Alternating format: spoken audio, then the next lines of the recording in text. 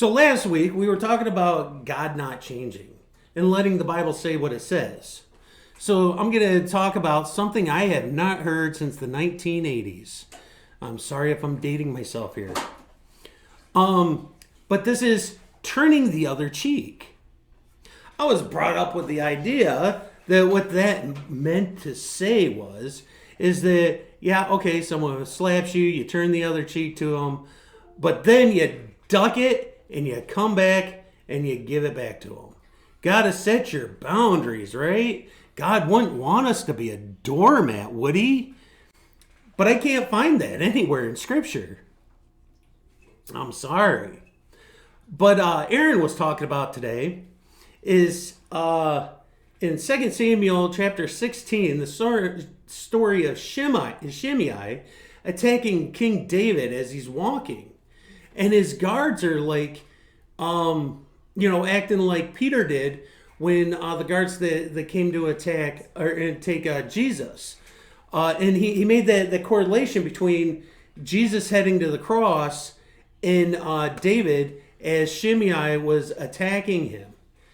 And both Jesus and King David, they took it graciously, and they didn't want any response to them, but just allowed them to do it. And then furthermore, Jesus, as he's dying on the cross, he's like, Father, forgive them, they know not what they do. Now, I want to go through and actually go ahead and read this in Matthew chapter 5, starting in verse 38. Now, you've heard it said, an eye for an eye and a tooth for a tooth. But yeah, I tell you, do not resist an evil person. If they strike you on the right cheek, turn to them the other also. And if someone wants to sue you and take your tunic, let him have your cloak as well.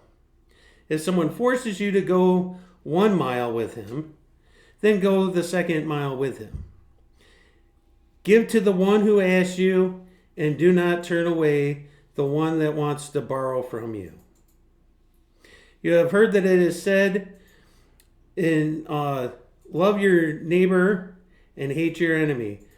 But I tell you, love your enemies and pray for those who persecute you, that you may be the sons of the Father in heaven, and he may cause his sun to rise on the evil and the good, and sends rain on the righteous and the unrighteous.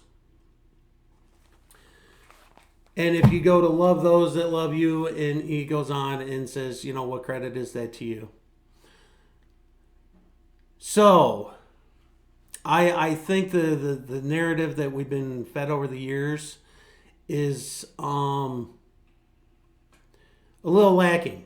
I think, and like I said last week, that Jesus said, because of my name, you're gonna come into persecution. And I think in this day and age, it is, us as Americans, we've been spoiled, and I think we're entitled little brats. And I think we're coming into a time where this is going to become really real in our lives. And the thing is that there is a blessing that goes along with living this out now.